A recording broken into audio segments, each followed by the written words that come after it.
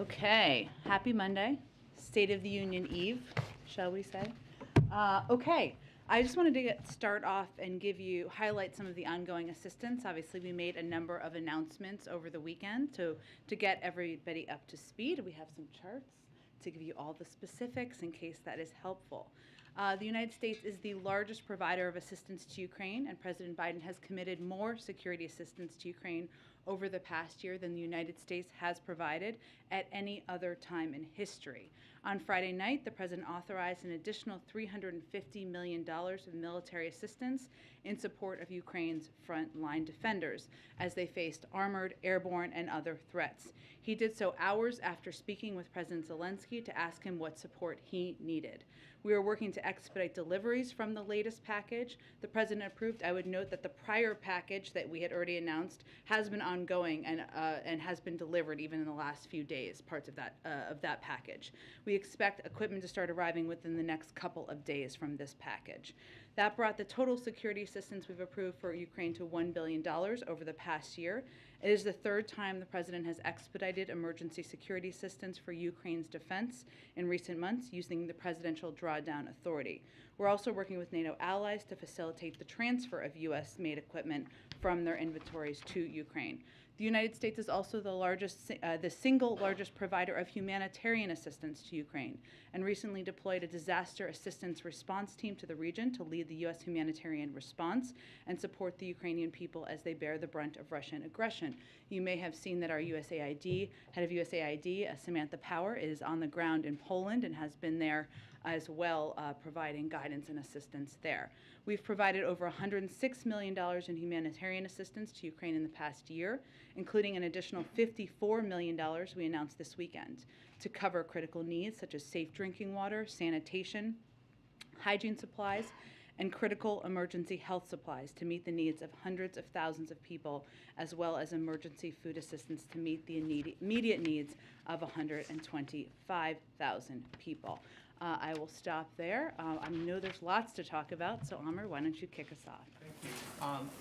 In light of President Putin putting Russia's nuclear forces into special combat readiness, has the United States changed its nuclear posture? Well, let me first start by saying that throughout the crisis, Russia and President Putin have falsely alleged that it is under threat, including from Ukraine, including from NATO. Neither the United States nor NATO has any desire or intention for conflict with Russia. And we think provocative rhetoric like this regarding nuclear weapons is dangerous, adds to the risk of miscalculation, should be avoided, and will not indulge in it. We are assessing President Putin's directive, and at this time we see no reason to change our own alert levels. But it's also important to remember that even over the course of the last several months and years, when we have had significant disagreements with Russia over a range of issues, Russia and the United States have long agreed that nuclear use would have devastating consequences and have stated many times, including earlier this year, that a nuclear war cannot be won and must never be fought. So we have not had seen reason to change our alert levels, and we are see obvious significant danger in escalatory rhetoric. I asked, there's been a great deal of movement of unity, and it comes after no shortage of angst about the Western alliance, I think, in recent years, particularly going back to the last administration. Is the president going to use this moment, though, to push NATO members to get on track with that 2% of GDP on defense spending? Well, President Putin has been one of the greatest unifiers of NATO in modern history. So I guess that is one thing we can thank him for. But I would just look at, Amr, some of the announcements that have been made even over the last couple of days. One, the president has always been an advocate and a supporter of countries abiding by the 2% component. He was a supporter of that back when he was vice president, where, for history's sake, there was a great deal of progress made before the last president even took office and talked about it. But as we look even over the course of the past weekend, not only did you see a NATO alliance that was incredibly unified and agreement among Europeans that there needed to be additional assistance provided in the form of security assistance to Ukraine, but you saw a number of countries take steps that they had not taken in recent history. Germany has historically not sent weapons to conflict zones. This weekend they changed course. Sweden also has not sent arms to countries in active conflict. That changed this weekend. Finland also changed course. Not all NATO members, of course, but the point is what you're looking at here is a unified Europe, a unified West, a unified NATO who are standing up to the aggression and the invasion led by President Putin. If I could just quickly follow up on that, we've also seen some signs and responses beyond sanctions to isolate Russia. I think FIFA and I'm sorry, I'm not a soccer fan, I think it's FIFA, if I pronounce it, and the IOC have taken action to put pressure. Can that type of pressure, is it sustainable in the long term, given the economic pressures, the longer this crisis goes on? Can you maintain that sort of unity and those sort of collective actions, can they continue beyond this early moment?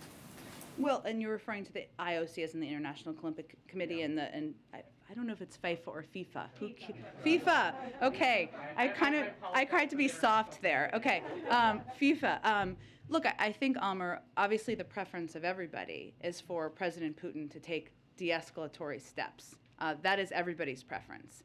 But as it relates to unity among international organizations, among the West, among countries, among many leaders in the United States even, I think what we've seen over the last few days is a commitment to remain united and to send a strong message to President Putin that these actions, this rhetoric is unacceptable and the world is building a wall against it.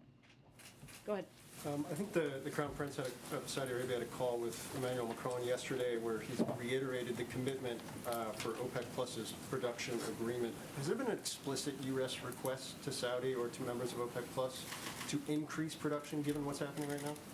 Well, without getting into specific details from here, just because it wouldn't be constructive to our overarching objectives, we have been in touch. I think you may remember that Brett McGurk and Amos Hochstein made a trip to the region just a few weeks ago to have conversations with the Saudis and others about a range of topics, including the conflict in Yemen, but also to have a conversation about the need to address any impact on the global markets, global oil markets that we expect at the time could happen and could continue to happen as a result of President Putin's invasion. Was any request made for a specific production increase? Again, there has been an ongoing discussion about steps that we can all take as a global community to address any volatility in the market.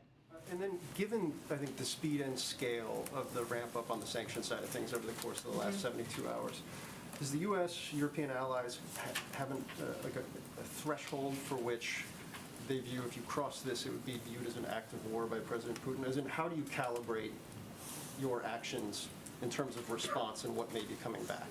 Well, he's already in a war, committed an act of war, invaded a sovereign country. For NATO countries or EU? Oh, you mean for NATO countries to act further in terms of further military steps or further sanctions? If you game out, game out what a response would be, given the scale of the sanctions package that was unveiled, is there a line that if we do this sanction or if we go this far, then that would for sure draw a response directly towards the U.S. or towards the EU from Russia? Well, if you look at the significance of the steps we've taken to date, including the announcements over the weekend about cutting off major financial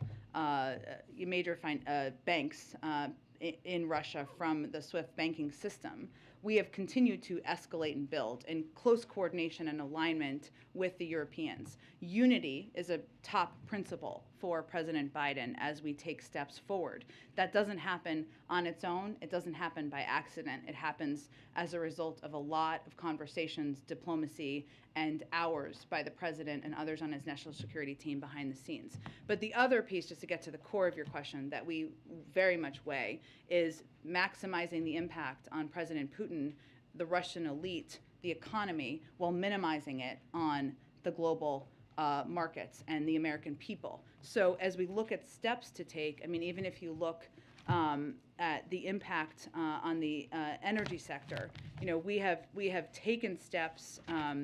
We have not taken some steps on energy sanctions.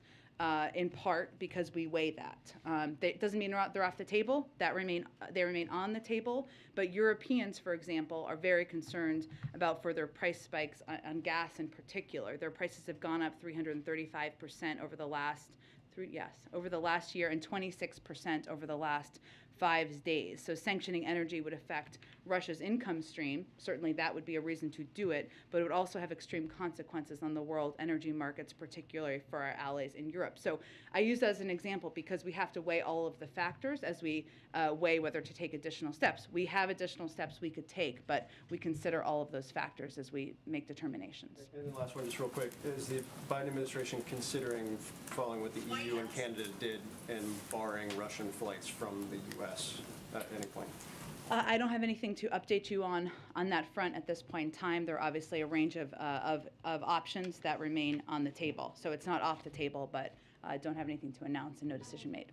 Jen, you spoke about a little bit about the sanctions that were announced over the weekend on Russia's central bank. How long does the U.S.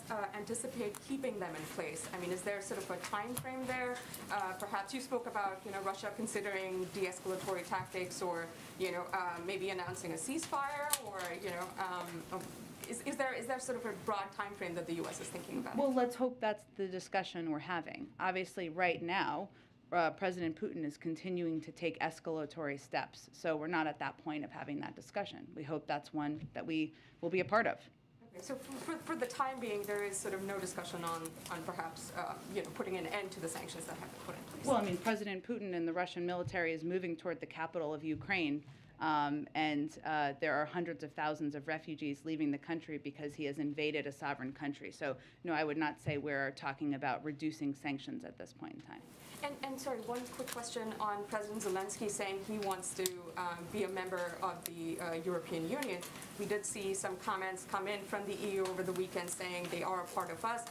However, this morning there were some conflicting comments again from the EU saying, there are sort of discussions among EU members about, whether such a decision can be made.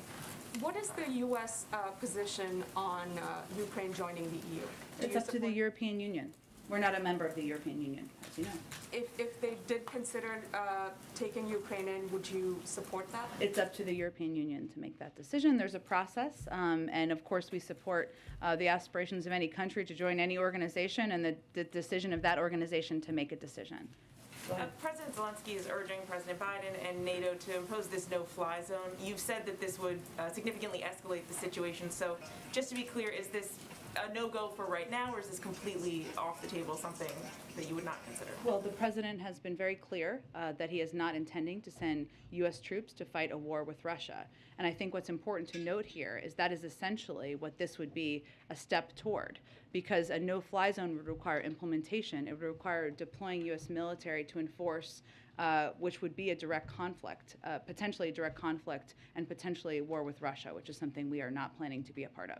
And on Vladimir Putin, you've said, you're not going to assess his mental state. But the president has said, he knows Putin well. They've talked a few times over the last several weeks and months. Has the president himself noticed or commented on any change that he's picked up on in Putin's demeanor or tone? I don't have anything, any more assessment about the president's view of President Putin's mental acuity to state from here. There's no question outside of that, we'll leave that to others, that what we've seen from President Putin, whether it is escalatory rhetoric as it relates to nuclear capabilities and nuclear intentions, something that is in direct conflict with something President Putin himself and the Russians committed to, had an alternate, committed to something else just a year ago, or whether it is the speech he gave last week where he questioned the sovereignty of the country of Ukraine at all, or the actions he's taking right now. Those are not actions of a global leader that should be treated with respect on the global stage. Given the behavior that you have seen, some of the things that you just noted, and the very severe consequences that he is now facing, these severe sanctions, is there any concern that instead of retreating, that Putin will feel so squeezed and so pressured that he will lash out even more, intensify his attacks, that any of this could backfire, essentially? Well, I think that it is our responsibility, the United States, President Biden, as a leader in the world, to rally the world in making clear how unacceptable his behavior is and to put in place severe consequences. Now, what he is feeling on the ground, there are protests. There have been oligarchs in his own cozy circle who have been outspoken. And obviously, the pinch is being felt significantly in the Russian economy. Even if you just look at the fact that the market was closed today, the ruble has been plummeting. So those are the ways that he is feeling this. He has a decision he can make to de-escalate, and certainly we would welcome that decision. Go ahead. Thanks, Jen. Does the White House believe it is possible to say whether Ukraine or Russia are winning this war right now? I don't think we're going to make an assessment of that from here, but what I will reiterate is something we have said in the past, is that President Putin and Russian military have made clear that they have every intention of taking over the capital city. While there has been a greater pushback in the country than they may have assessed to begin with, and I know my colleagues at the Department of Defense have spoken to this, the Ukrainian military, President Zelensky and others have fought courageously, have fought boldly in this moment. They are continuing to proceed, continuing to move towards the capital. So I don't think their ambitions have changed. What would Putin have to do to get these sanctions lifted? Would he have to agree to a ceasefire? Would he have to pull all of his troops out of Ukraine? I'm not going to make a prediction or assessment of that from here. If he starts to take de-escalatory steps, I'm sure we can have that conversation. How great is the concern, this is sort of building on Mary's question, how great is the concern that these sanctions are so punishing that essentially Putin will have nothing left to lose and no off-ramp? Well, the sanctions are punishing so that they will inflict significant consequences and change the outcome at the end of the day and de-escalate at the end of the day. That is what they are intended to do. And then you were talking about a no-fly zone over Ukraine, but I know officials have been discussing the possibility of imposing a no-fly zone for Russia over the U.S. Where do those talks stand right now, and what are the pros and cons to doing something like that? Well, no option is off the table. I don't have anything to preview for you in terms of a decision or anything along those lines. I would note that there are a lot of flights that go over that U.S. airlines fly over Russia to go to Asia and other parts of the world, and we factor in a range of factors. And then finally, what's the U.S. doing to reduce the possibility of nuclear war? Well, I think, one, we are not escalating our own rhetoric. Two, we are certainly assessing what President Putin's comments mean. But as I noted a little bit earlier, we have not changed our own posture. What we are trying to do is reduce the tension, take the tenor of the rhetoric down, and make clear that we have seen this pattern in the past, which is posing threats or suggesting through misinformation of sorts that there are threats posed to President Putin in Russia that don't exist. Thanks, Jen. There are reports of illegal cluster bombs and vacuum bombs being used by the Russians. If that's true, what is the next step of this administration, and is there a red line for how much violence will be tolerated against civilians in this manner that's illegal and potentially a war crime? It would be. I don't have any confirmation of that. We have seen the reports. If that were true, it would potentially be a war crime. Obviously, there are a range of international fora that would assess that. So certainly we would look to that to be a part of that conversation. And then the new aid that you just laid out at the beginning here, the Post reported over the weekend that this aid will not include stingers, that it would likely come in a future batch of aid. What is the reason for that? I'm not going to get into specifics of what is in the military package. It is a combination of ground and airborne defense capabilities, and obviously we have provided those in the past, but I'm not going to have more details to outline for you from here. You mentioned that this next batch is going to be coming in the next few days. Why so long? I mean, days doesn't sound like a long time to us. But the package that we had already announced continues to be delivered. So we have expedited the plans for delivery of this new package. And then on the nuclear rhetoric we've been hearing from Putin, does this influence at all the upcoming nuclear policy review? in terms of how our relationship with, look, I would think it's a good question, Jackie, but I would say what's important for people to note, and this is why I noted it a little bit earlier, is that even at moments where we had huge tension with President Putin and Russia around the 2016 election, around invasion of Georgia, around their prior invasion of Ukraine, it was agreed that escalatory rhetoric around nuclear ambitions was dangerous. And that was something we committed to with Russia not to pursue. So, I think for right now, we're going to remind the global community of those commitments. And on that same note, does this administration trust Russia to be an honest broker in the talks with Iran right now? Well, I think it's not about trust in any of these negotiations or discussions. It's about verifying and then trusting later, including with the Iranians. But the Russians have been in the past a part of the P5+1 negotiations. They're a part of it now. I would just convey that it is in everyone's interest to have an understanding and visibility into Iran's capacity to acquire a nuclear weapon. There's no question about that. So at this point, we're just continuing to hope to make progress on that agreement. And then after all of this, what is the stance of the U.S. and buying Russian gas at this point? At this point, are we ready to pledge not to buy any more Russian gas? Well, as you know, it's really. Let me give you actually kind of an update on this because I think there's been a little confusion. One moment.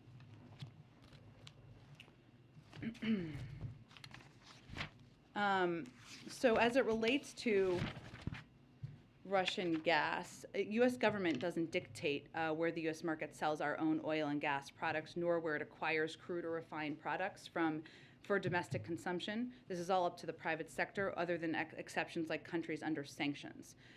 So the U.S. refiners currently importing Russian products are largely legacy refinery operations tooled in Hawaii and Alaska for certain supplies because of geography, and imports to the Gulf, both of certain refined products and of crude, as refiners in the Gulf mix crude supplies to meet the needs of their particular refinery designs. There have been companies, obviously private sector companies, who have made decisions and announcements, and we certainly applaud that. So can you just explain, though, what you laid out at the beginning? Because I'm a little bit unclear. You just in layman's terms, we are not going to be making any policy from the U.S. government that would prohibit the sale or the purchase of Russian gas then, because it's not something that we already do? We haven't ruled out that, but I think what I wanted to convey is what is accurate about what happens now and how it currently works. Go ahead. Jen, thank you. Staying on that topic for a moment of oil and gas, you have said nothing is off the table when it comes to releasing more reserves, more barrels from the Strategic Petroleum Reserve.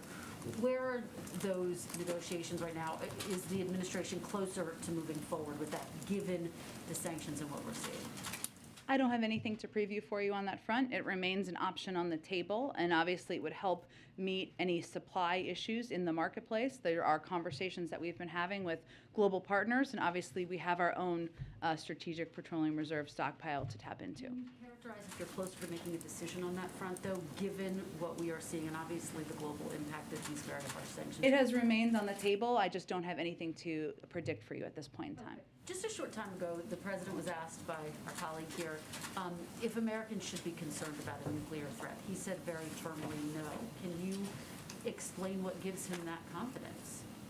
Because, as I said a little bit earlier, while we think provocative rhetoric regarding nuclear weapons is dangerous and adds to the risk of miscalculation and should be avoided, which we're not going to indulge in, we are continuing to assess President Putin's directive, and at this time we see no reason to change our own alert levels. We've also seen throughout this crisis, President Putin falsely allege that they are under threat and use that as a predicate for taking more aggressive action. So we assess, we have our own capacities and capabilities here, but nuclear war cannot be won. And what everybody should be doing around the world is taking steps to reduce the rhetoric, reduce the tension, and that's certainly what our objective is.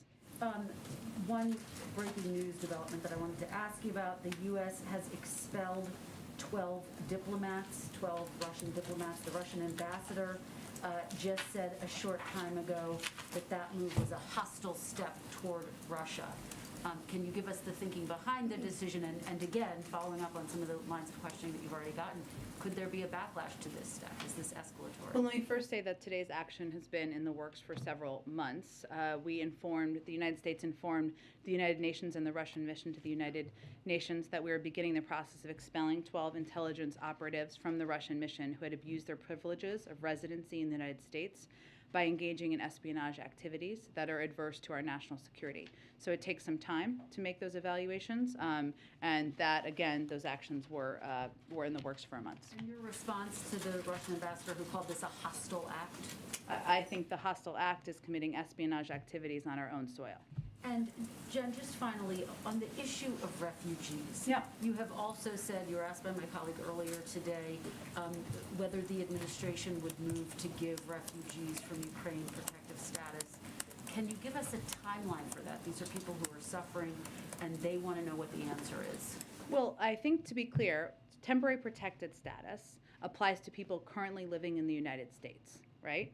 So that, I think, is one of the questions, a good question that has been asked. I don't have any update on that. That's a process that's run by the Department of Homeland Security. They evaluate through an interagency process both what everybody's recommendations are and obviously the conditions on the ground in Ukraine. The second piece is whether we would accept refugees. Yes, we would. But I think it's important to note that the vast majority of refugees are going to want, in our assessment and through discussion with refugee agencies, with other countries in the region, will want to be in Europe, in neighboring countries, many of whom have already conveyed very clearly that they will welcome refugees in. Many of them have family members there, many have work there. So we are also coordinating and supporting those efforts as well. Go ahead. Thank you, Jen. The U.S. has authorized the departure of non-emergency employees and diplomats relatives from the embassy in Moscow. How confident is the administration that the U.S. embassy in Moscow can remain open in the long term? Well, I can't make an assessment of that. That's something the State Department looks at and assesses. Obviously, our embassies and consulates around the world play an incredibly important role in communicating with American citizens who are in a country, but also with the Russian people. And so that is something, that's why we have diplomatic, consulates and around the world, including in Russia. There are also decisions that are made for a range of reasons. The State Department could outline it more specifically for you, including temporary departure. It's something that has happened around the world for many, many decades for a variety of reasons. I would, give you an example of just a couple of years ago in Turkey, there was ordered departure, right? Then diplomats return. That's obviously the objective, but it really depends on the conditions on the ground. And what level of concern is there for the safety of American citizens who are living in Russia? Is there concern that they could face retaliation in light of this conflict? Again, I would point you to the State Department. They do assessments and they give clear guidance to people who are on the ground and what their recommendations are for their security. I would note that one difficulty right now in Russia because of these sanctions is of gaining access to U.S. currency and using banking cards, and that is a hindrance for many people who are living there right now.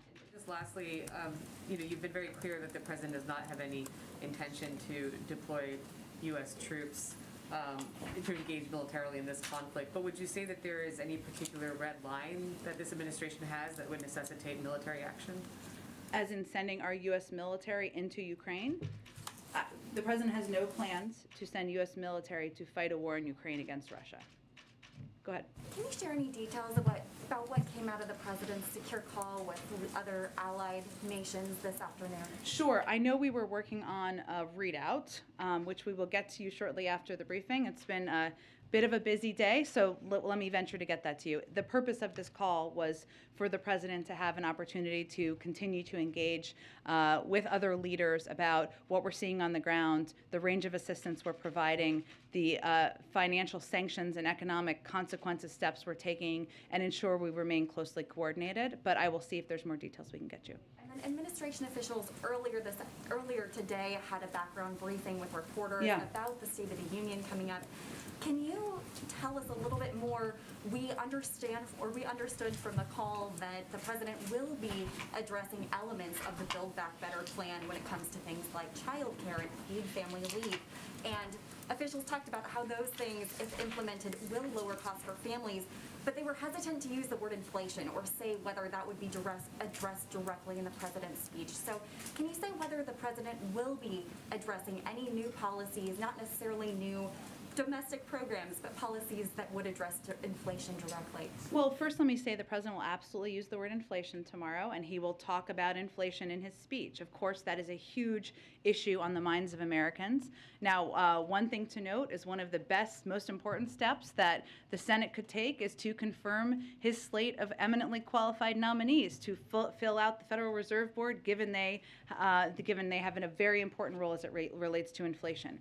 But I think what you will hear the president talk about, and I think this is what they were talking about on this call, is how we're going to address costs for the American people and lower costs. And we talk a lot about inflation in here. Economists talk about inflation. The Federal Reserve talks about inflation. Hugely important. How people experience it is what it means for their pocketbooks, for their budgets, for their bank accounts, and how they're paying for things. And that's why a lot of what you're going to hear about tomorrow as he talks about it is how he's going to reduce costs. Now, the Build Back, parts of his agenda that he has talked about significantly a lot over the course of the last several months, lowering costs for child care, lowering costs for elder care, lowering costs for prescription drugs, those are not done yet. So he will reiterate his call for Congress to move forward on those. But I would also note that in the speech, he's going to make clear that one of the best ways to lower costs over the long run is to increase the productive capacity of our economy, to make more things in America with more American workers contributing and earning a good living. He's going to describe the emerging manufacturing comeback with American companies betting on America again because of the administration's commitment to domestic industrial revitalization and technological development. He will also explain that we can also lower costs by promoting fair competition in the U.S. economy. And there are new steps to lower, and he will talk about steps to lower consumer prices and level the playing field for American businesses and ocean shipping, and new steps to protect seniors and other nursing home residents by cracking down on unsafe nursing homes. And he's also going to talk about, reflect on one of the strongest labor market recoveries in American history, and make clear that it's important to continue to take steps to eliminate barriers to good paying jobs for workers across America. So I would expect that you will hear a lot, the American people will hear a lot about how he's going to lower their costs, how he's going to continue to build a strong economy over the long term. If I could just follow up on what you were saying about addressing lowering costs for families. The president has been encouraging Congress to pass at least elements or his entire Build Back Better agenda for months. Congress has been negotiating for months. What gives the president any confidence that this time around things would be more likely to pass, given that we are just months out from midterm elections? Because there is strong support across the country for lowering costs for prescription drugs. It's incredibly popular. Who wants to pay more for prescription drugs? I don't know why that gets to be a Democratic idea, but we're happy to own that one. Or for lowering the cost of child care, for lowering the cost of elder care and health care. There's also strong support for those items and those priorities and those good ideas in the Senate among Senate Democrats. So he's going to keep pressing to get it done, and he thinks the American people want us to get it done. Go ahead. Thank you, Jen. Sure. First, just on Ukraine. Yeah. Over the past 72 hours or so, there have been a series of announcements that have come on aiding Ukraine or punishing Russia. But it has appeared that Europe has taken the lead on many of these announcements, and I can go through a few of them if you want. But the brunt of my question is, I know whether you can explain whether there's a deliberate strategy right now in this moment to have Europeans and European nations, European leaders, being the ones out front on punishing Russia or supporting Ukraine. Well, I would say first that the SWIFT banking system is a European system. So in terms of the steps that would be taken, it would be only natural for those steps to be taken or announced by them. It is something we have clearly been long open to, but I just wanted to state that from the beginning. I would also say that the president in the United States has been leading this effort around the world and building this coalition, which includes many countries in Europe, but also many from other parts of the world, in standing up to President Putin and standing up to the aggression and the invasion of Ukraine. And so all of this coordinated action did not happen by accident. It wouldn't have happened without the president's efforts, the president's time he spent on diplomacy, the time of our national security team, the order of announcements, and how that has gone. I would not overread into that, because we would not be here had the president not been leading this effort around the world for months. I think you just saw, over the weekend in particular, this sort of onslaught of news and sort of changing posture in Europe, and the president was not present at all in the sort of, living rooms of the American people. We were seeing newscasts of these vacuum bombs and whatnot, but no sort of visual image of the president doing the kind of behind-the-scenes leadership that you just described. And I do wonder if that is on purpose or if that just happens to be the way the schedule worked. Well, the president was at a memorial service for a family member yesterday, and he was with the family on Saturday. And so that was his priority this weekend, or one of his priorities this weekend. He also, though, engaged in a meeting with his national security team, and I think you saw him quite visible last week and again today. Well, I guess you know about his call he had today, and you will continue to, in the days ahead, lead the world in not only building the coalition, but pushing for agreement and a coordinated effort to hold Russia accountable. So I would say this weekend he had some personal family reasons, an important one, memorial service for a family member, as to why he was not giving a speech yesterday, but he is somebody who has been leading this effort behind the scenes for months. And on that front, if you could just preview for a minute, the call earlier today was very focused on the president's economic agenda. But if you could talk a little bit about what the president may say and how he will frame this moment in sort of this international crisis, and the extent to which he sees this as a global audience, more so than it normally would be in a State of the Union. Sure. Well, first I would say that there's no question that this speech is a little different than it would have been just a few months ago. And there's always national security in every State of the Union speech, but every State of the Union speech also reflects a moment of time. And so the president will lay out the efforts he has led on to rally the world to stand up for democracy and against Russian aggression. He will talk about the steps we've taken to not only support the Ukrainian people with military and economic assistance, but also the steps he's taken to build a global coalition imposing crippling financial sanctions on President Putin, his inner circle, and the Russian economy. And he will talk about the steps he's taking to mitigate the impact of President Putin's invasion of Ukraine on the global economy and the American people. And certainly, I think people can expect to hear him, position that as the importance of the United States as a leader in the world, standing up for values, standing up for global norms, but also, the efforts that he has undertaken to mitigate how it will impact people here. I just have one other quick one. Again, based on the background briefing earlier today about the State of the Union, focused on the economy and various programs that the president wants Congress to push. Could you characterize what percentage of the programs that the president will talk about are just sort of repackaged parts of Build Back Better, like chunks that he wants to see the Congress pass, versus like brand new ideas that he's introducing for the first time tomorrow night? Well, here's what I will tell you, having been through a few State of the Unions in the past, and I know you have as well. They don't get longer, they get shorter. Nobody wants a 2 or 3 hour State of the Union. I don't think anyone in here does. So I just don't want to preview more at this point in time. You can certainly expect to hear him talk about some call on Congress to send bills to his desk that deliver progress on ideas that have historically been supported by Democrats and Republicans. Some of those are economic, and some of those are in other areas that could just impact and help communities across the country. And you will certainly hear him call, as you touched on, for a continued effort, a redoubling of the effort to move forward on steps that will reduce costs for the American people in these key areas of childcare, healthcare, prescription drugs.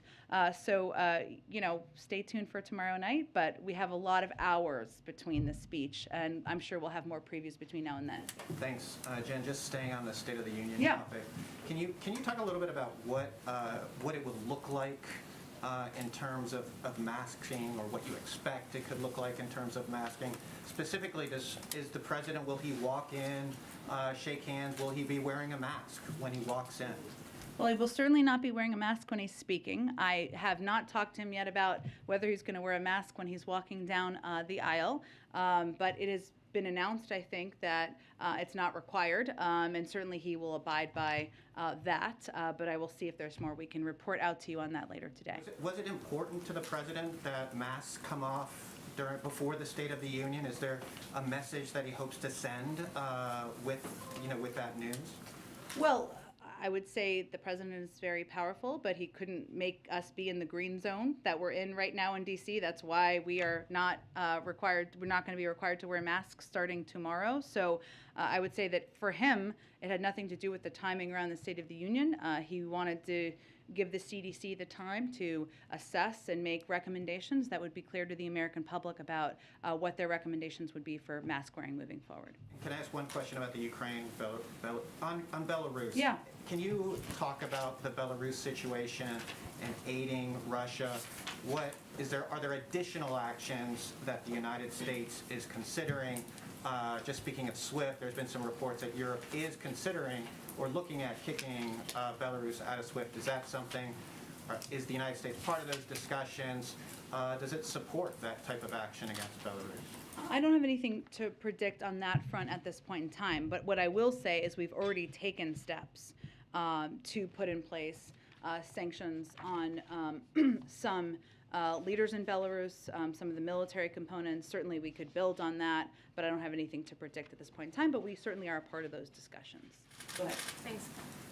One of the topics, I know you don't want to get into stuff that might be cut, but you guys have said many times that the Chinese have at least tacitly supported Putin's moves into Ukraine.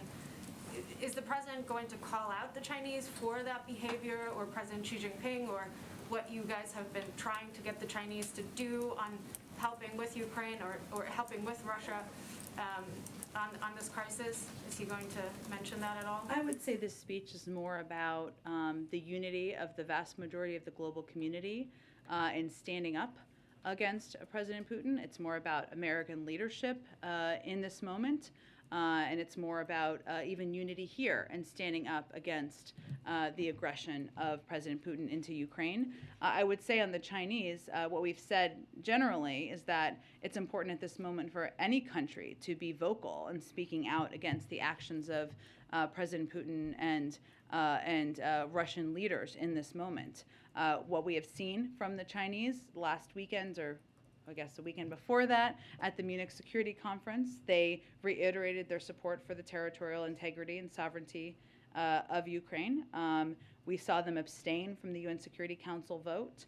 But this is not a moment to be on the sidelines. This is a moment to be vocal, and this is a moment to think about where you are in history. But I think the speech for everyone's and to expectation for tomorrow is more about laying out efforts to the American people that the United States has undertaken to rally the world for democracy and against Russian aggression. But you are in general pushing the Chinese to be less on the sidelines and not trying to have it both ways, basically, by being vocal. Again, they have implemented the sanctions. If they don't do that, then we obviously have steps we can take. We are encouraging every country to continue to be vocal and more vocal as it relates to Russia's aggression and invasion of Ukraine. Go ahead. Oh, go ahead. Go. One more, just breaking news. Yeah. The Prime Minister of Canada, Justin Trudeau, just announced that the Canadians would unilaterally ban Russian crude oil imports. I know you just talked a lot about how you're taking into account how this will impact the Europeans, but is there something you would just do unilaterally and not as a coordinated effort? From the beginning, again, all options remain on the table. You have seen us take a number of actions over the last several days that play that out, but I don't have anything to predict at this point other than to reiterate that we have really worked to take steps in lockstep with the Europeans and a number of our NATO partners. Go ahead. Thanks, Jen. On Friday, you said this is not a moment where diplomacy feels appropriate. The French president talked with Putin hours ago. So have the discussions between the Russian and Ukrainian delegations changed, or how are they influencing President Biden's stance? having leader-to-leader discussions? We're a few days out from that. Nothing has changed in terms of this president's assessment of having a conversation or engagement with President Putin. As we said before, we're not ruling it out ever. It just is not the appropriate moment or the moment for the United States president to have a conversation with the president of a country invading a sovereign country. That's our view. Other countries make their own decisions. In terms of the engagements or discussion between the Ukrainians and the Russians, I'd really point you to the Ukrainians to get more of a readout from that. There have been reports that those will continue. I would point you to them to confirm whether that is the case, and I expect we will be in touch with the Ukrainians as we are nearly every day. At the beginning, you kind of outlined all of the support being given, not just by the United States, but other countries who typically have not done so. But I wonder if the administration has any concerns about how President Putin will use that as an excuse to escalate and possibly attack NATO allies, considering his warnings about the West getting involved in this crisis. Well, I think it's important to step back and remember who the aggressor is here. The aggressor is President Putin. The aggressor is the Russian military at the direction of President Putin into a sovereign country.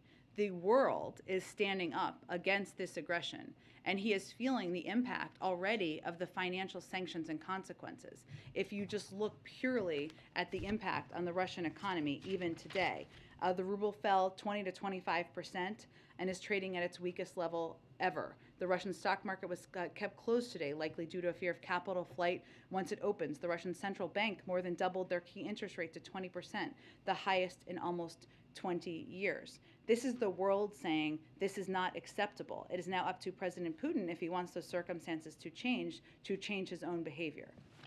Last one, the UN Intergovernment Panel on Climate Change released kind of a major unprecedented report with lots of warnings today and said some places in the world have basically maxed out their capacity to adapt to climate change, while others soon will.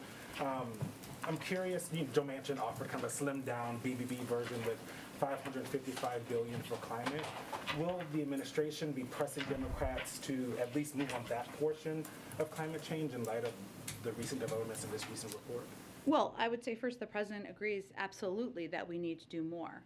That is why that he has been such an advocate for historic levels of investment in addressing our climate crisis. And if we had had 50 votes to move that forward, we would have done that, right? So there are ongoing discussions, of course. They are happening a lot on the Hill between members on the Hill. The president remains committed to moving that forward. I would also note that part of what was in that report was the need to bolster adaptation efforts that increase our resilience to the impacts of climate change. And a couple of pieces that the president has already done, he launched an emergency plan for adaptation and resilience, a whole of government response to help more than 500 million people in developing countries adapt to and manage the impacts of climate change. And he also, the bipartisan infrastructure law, we often forget, not you maybe, but some of us, that it will strengthen our nation's resilience. That's a big part of it, to extreme weather and climate change while reducing greenhouse gas emissions. So we absolutely need to do more. We want to do more, but he has already taken some steps to help address, because we recognize that resilience is something that there needs to be more work and effort on. Go ahead. Thank you, Jen.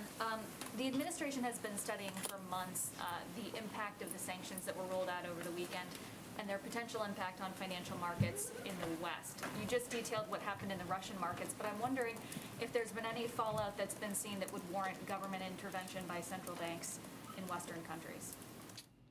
In Europe or in the United States? In either. Well, I can only speak to the United States. I mean, I think that our effort, and as you noted, we have been preparing and studying and analyzing for months now. As you know, Russia is, I think, our 26th largest trading partner. It's not an enormous trading partner of ours, and we've obviously been taking steps to mitigate any impacts on our markets. We're not trying to tank our markets, to state kind of the obvious here. We're trying to maximize the impact on the Russian economy and squeeze around President Putin. In terms of analysis, otherwise, I would point you to the Treasury Department and European officials. The Pentagon has also said that President Putin and Russian forces continue to advance on Kyiv, that is still the ultimate goal of President Putin. So I'm wondering, with all of the sanctions that have already been rolled out, what else can the U.S. do besides wait? Well, one, we have provided an additional enormous package of security assistance the president announced over the weekend. We have provided an enormous package of humanitarian assistance, and we're continuing to plus up support for our neighbors in the region. We continue to be the largest provider of all of those, and we continue to have the backs of the Ukrainian leadership and the Ukrainian people. President Zelensky has said the next 24 hours are critical, though, so is there a risk that all of that equipment ends up in Russian hands? How do you prevent that? There's always steps the Department of Defense takes to mitigate that, and we take them in coordination with our partners. I would have you speak with them about more specifics. Go ahead. Thanks, Jen. Oh, go ahead. Thank you. I wanted to ask for more specifics on refugees. I know that you told Kristen just now that the U.S. will accept refugees from Ukraine. Do you have a specific number of refugees, and how would you determine that? Well, I would first note that we continue to believe that the vast majority will go to Europe. And so this is different from other conflicts where that has not been the likely outcome. In terms of specific numbers, we do not have that. There are refugee programs that they would have to, of course, apply for. There's a question about temporary protected status, although that applies to people who are not refugees, but people who are in the United States right now. But again, what our focus is on, because we think it will impact the vast majority of refugees, is working in close coordination with our European partners and plussing up our humanitarian assistance and assistance in these countries where they are receiving refugees. I also wanted to ask about voting. Texas has an election coming up, and they're beginning to have people who vote by mail, their ballots being rejected. I know this administration has been very vocal about new voting laws that it disagrees with. Can you talk about what you as an administration are doing to leverage the resources of the White House and of the executive branch to help people get access to voting in the coming weeks, not just in Texas, but around the country as elections get going? So we absolutely can get you a readout of that. I would say, though, that the vast majority of this is going to come from the Democratic National Committee and the political arm, right? So I would really point you to them for more specifics. Go ahead. Thank you so much. I just have two quickies on Ukraine. First of all, with the upcoming ASEAN summit, does President Biden hope to use this summit to shore up support, I guess we could say, in opposition to Ukraine, in opposition to Russia, or however you want to put it? And how does the administration feel about Myanmar's support of Russia? Well, I think for any country, what our message is that it's important to think about where you want to stand on the side of history. And that is how you'll be judged moving forward. And obviously, we are encouraging every country who has not been condemning the actions of Russia to change course. As it relates to the ASEAN summit, which is in a couple of weeks, I don't have anything about the agenda at this point in time, and we're certainly not waiting to communicate. The president's not waiting to communicate with, or our national security team is not waiting to communicate with ASEAN countries about steps they can take to help be a part of the solution here, whether it is providing, we've seen a lot of progress on this front, LNG gas access to European countries that they don't need, or condemning the actions or putting in place sanctions and steps themselves. And then quickly, just on sanctions, every round of sanctions the administration describes as the harshest yet, strictest yet, but President Putin is not responding to these so far. And so what happens next? Do you have anything else in your tool belt? Because, I mean, these all seem very severe, and it boggles the mind as to what more you can do. So what else do you have? We always have more we can do. But I would say that what we're seeing in terms of the impact on the financial markets in Russia is significant. And I outlined some of the impacts, of course, on the ruble, on inflation, on central bank lending there in Russia. All of these steps squeeze not just President Putin, but squeeze the people around him and have a huge devastating impact on the economy. And they are more significant. We've built them more significant over time. And that's what they're intended to do, is to have those consequences that build over the course of time. Thanks, everyone. Jen, do you have any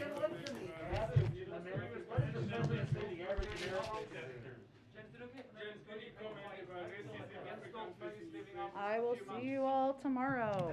Thank you, everyone, very much.